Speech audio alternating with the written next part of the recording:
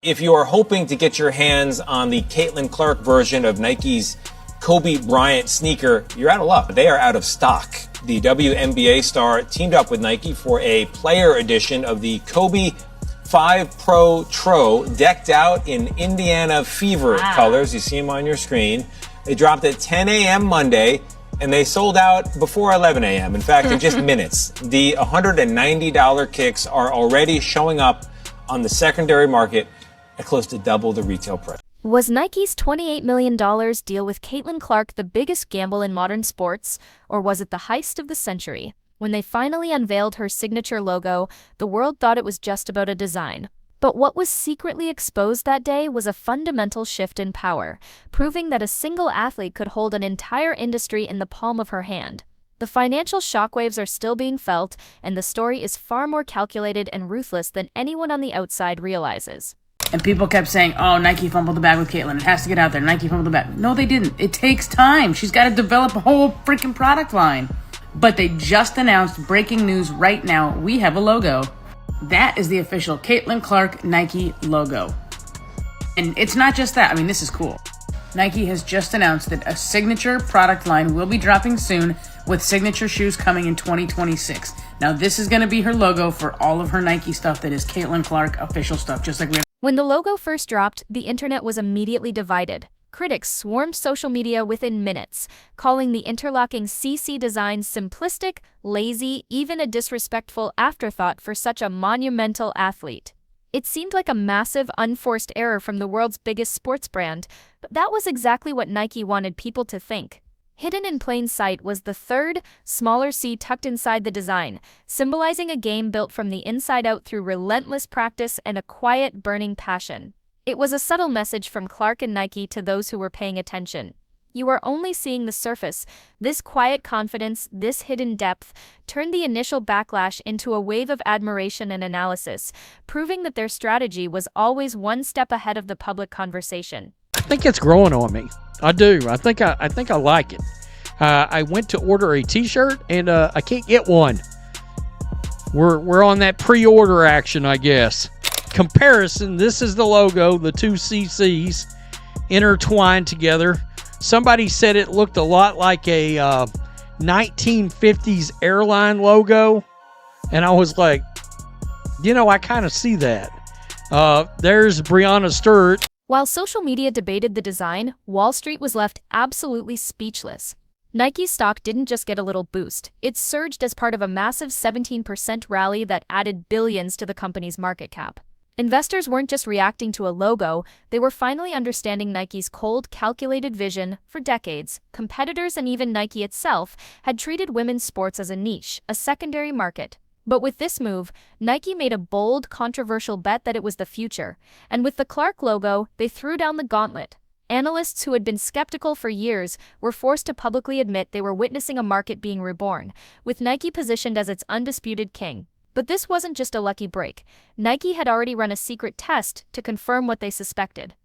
Double C on my jacket like Caitlin Clark. Flau'jae Johnson called it with her reference to CC in her song, because finally Nike has unveiled the signature CC logo, which features two C's. Caitlin Clark, of course, her name. I've joked about this situation for a while when people wonder what was going on with Nike, and I just can't imagine they would sign her to the deal that they did and then not eventually have some big product on the way. And of course, she is part of the partnership as well. Perhaps she could have been promoted more in the meantime, but regardless, she's so popular, all you got to do is drop a link. Long before the logo was even finalized, Nike conducted a secret experiment to gauge the true financial power of Caitlin Clark. They released a special colorway of the Kobe 5 Pro Tro sneakers in Indiana Fever colors.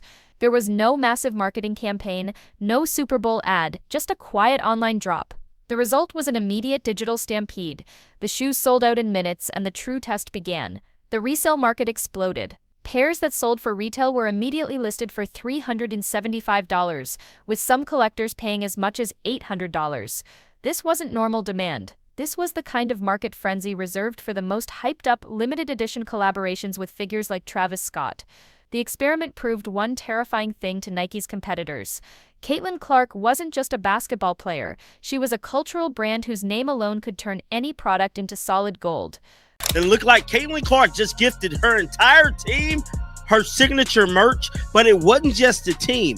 Every fan that shows up to Gamebridge tonight will get the first release of Caitlin Clark's signature merchandise from Nike. Caitlin Clark is simply the talk of the internet today.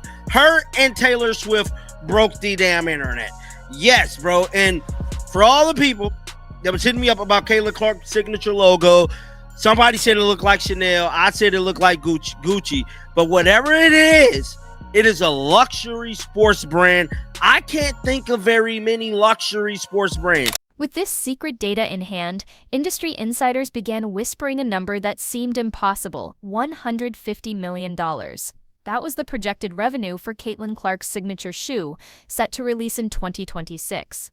This wasn't just a sales forecast, it was a direct challenge to the biggest names in the NBA. The pressure became immense.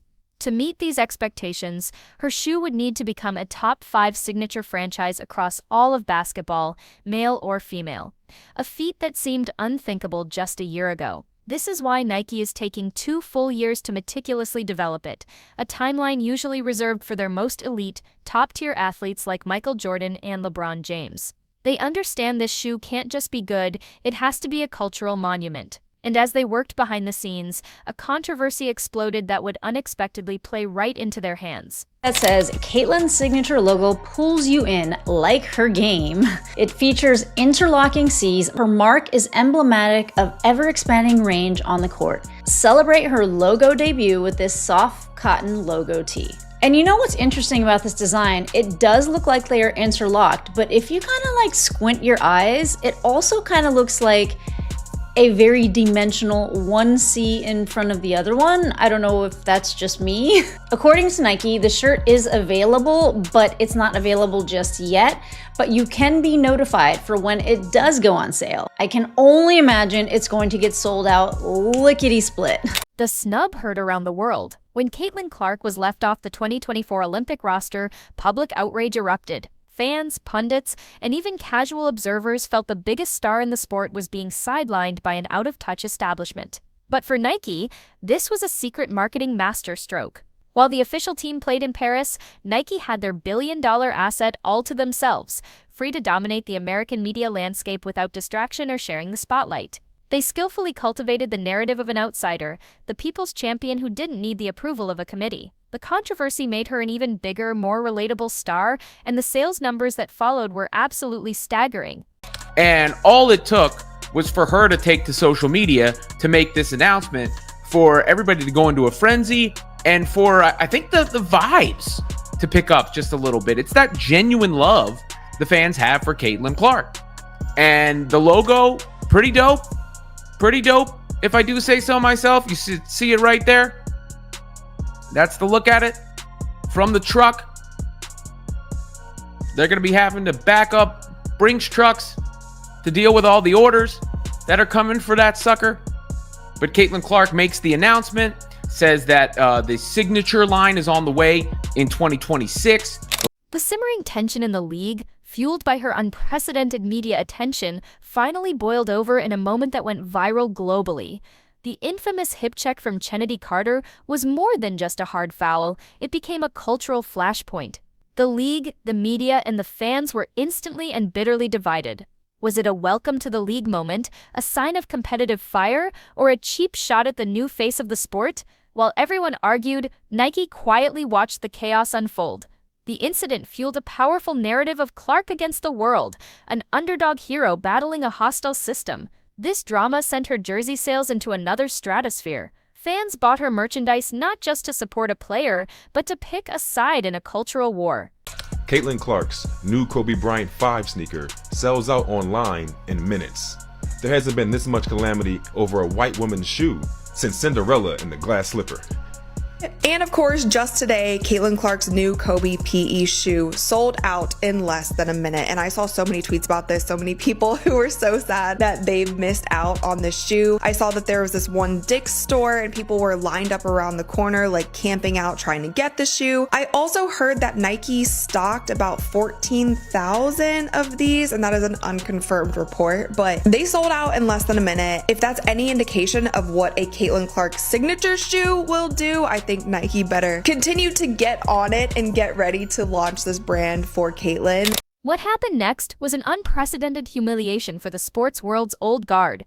Clark's number 22 Indiana Fever jersey became the second best-selling basketball jersey in the entire world, trailing only the legendary Stephen Curry. Let that sink in. She wasn't just outselling other WNBA players. She was leaving established NBA icons like LeBron James, Kevin Durant, and Jason Tatum in the dust.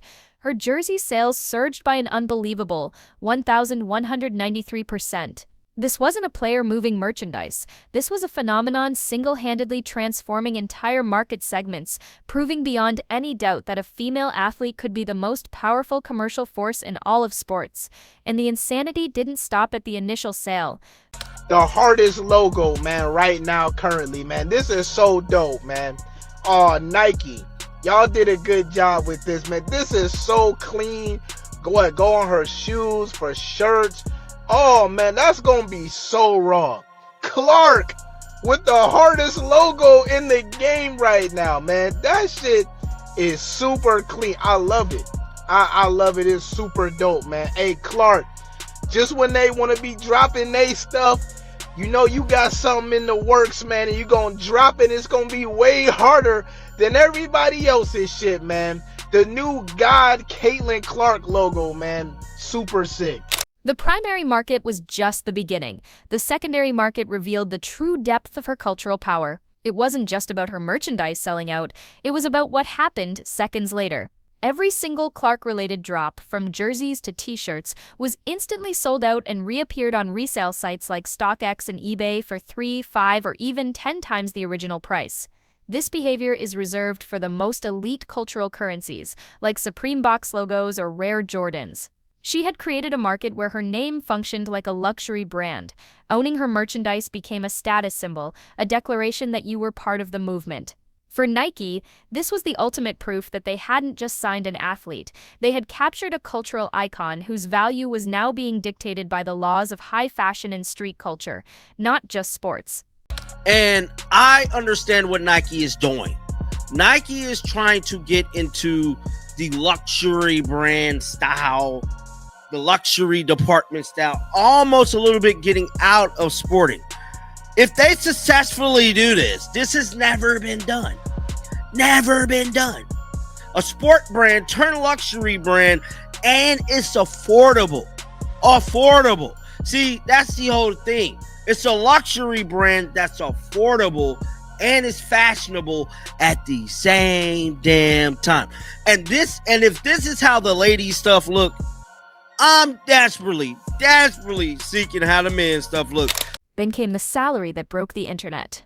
When the details of her 4-year, $338,000 WNBA rookie contract were revealed, the public was stunned into a state of collective outrage. The perceived injustice of the biggest, most influential star in the sport earning so little became a national conversation, dominating news cycles for weeks. But what looked like a PR scandal was, in reality, a priceless gift for Clark, Nike, and the league. The controversy generated billions of dollars in free mainstream media coverage, bringing unprecedented attention to the WNBA and the issue of pay equity. It made Clark a relatable underdog and a symbol for a larger fight, cementing her status as a figure who powerfully transcended the game itself. To me, this is more than just a logo. It's a dream come true. People always talk about leaving your mark on the game, and this is another way I can do that. That Nike shoe is going to sell. If you had Nike stock and you were worried about it, this is the event to alleviate some of that stress. This is the moment to rejoice. And there you have it, Caitlin Clark fans and everybody who's been sitting on pins and needles about all this. It is finally on the way. The logo has been revealed. Soon enough, we will get the shoe.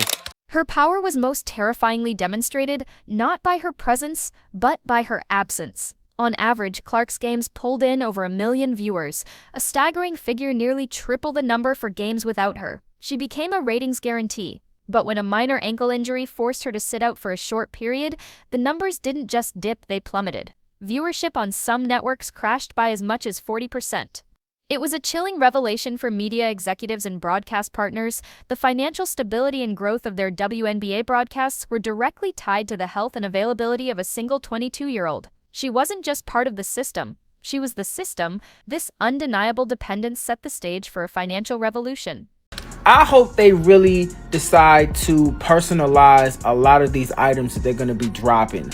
Like, I want storytelling to come back to sneakers and clothes. Like, I just want y'all to tell a story again, Nike. Like really bring that back. The reason why I love Jordan's Bread 11 is because everything that comes with the story that comes along with it. Like, he likes wearing suits. He wanted something that can be on and off the court.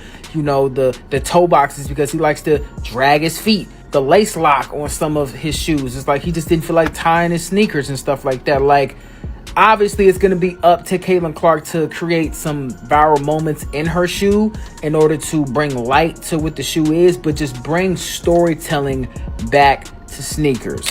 This explosion of viewership and star power couldn't have come at a more perfect time. The WNBA was entering the first year of a groundbreaking 11-year media rights agreement valued at approximately $2.2 billion. This deal was projected to triple the league's revenues and fundamentally reshape its economics. But when that deal was being negotiated, there was always a question: could the league deliver the ratings to justify the price? Caitlin Clark became the answer.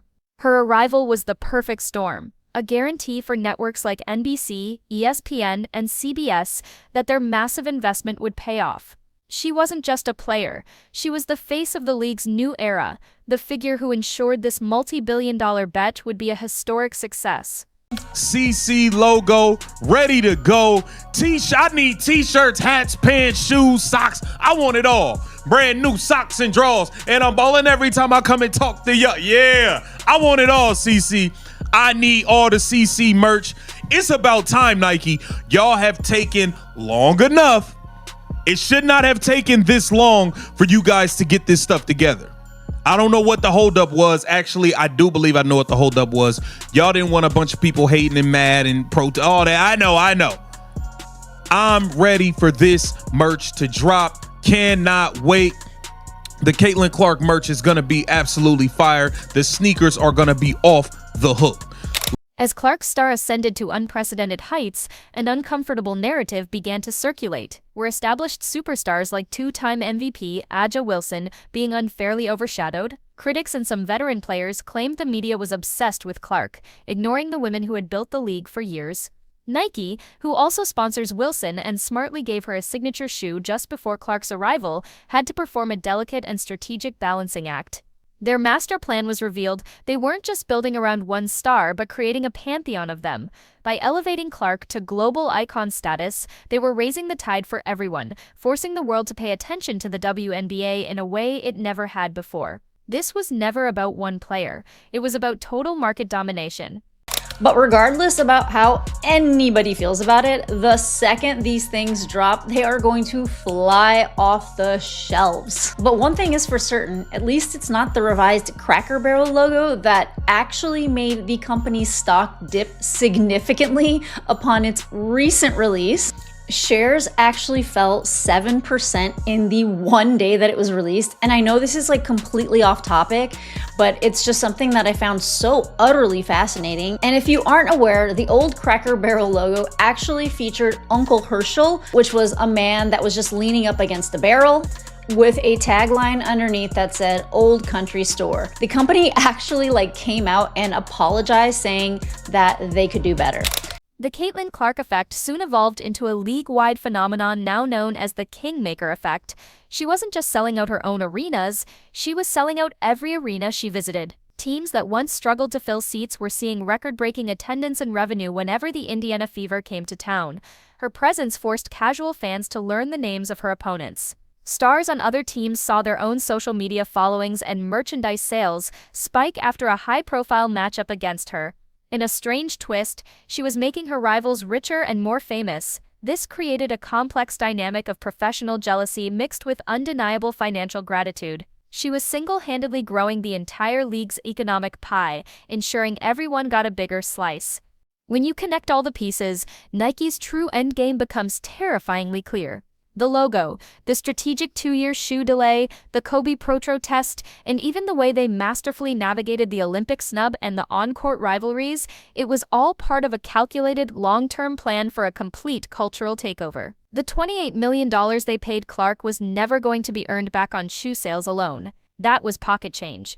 The real investment was in purchasing a cultural narrative. They weren't just signing a player, they were acquiring the face of a revolution, ensuring that for the next decade, any conversation about the explosive growth of women's sports would have the Nike swoosh at its absolute center.